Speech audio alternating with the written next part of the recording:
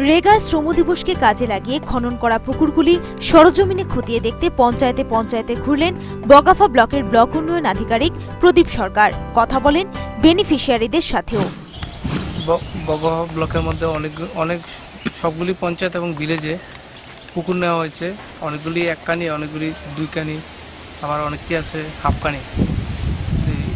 কাঞ্চননগর পঞ্চায়েতে আমরা এখানে দুইটা পুকুর দেখেছি, একটা এক কানি এবং আরেকটা আধা কানি। এবং এই পুকুরগুলি করার ফলে এখানে যারা বেনিফিশিয়ারি তাদের সুবিধাই হয়েছে, মাছ চাষ করতে পারবে।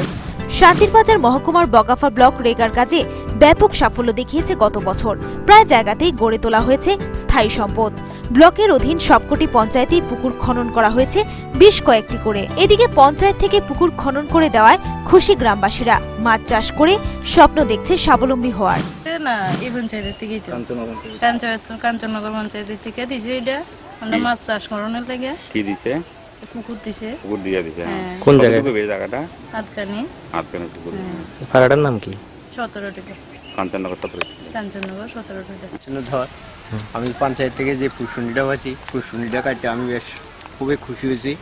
এখানে আমি মাছের চাষ করবো, মাছের চাষ করে 2 পয়সা আমি আয় করবার চেষ্টা করবো।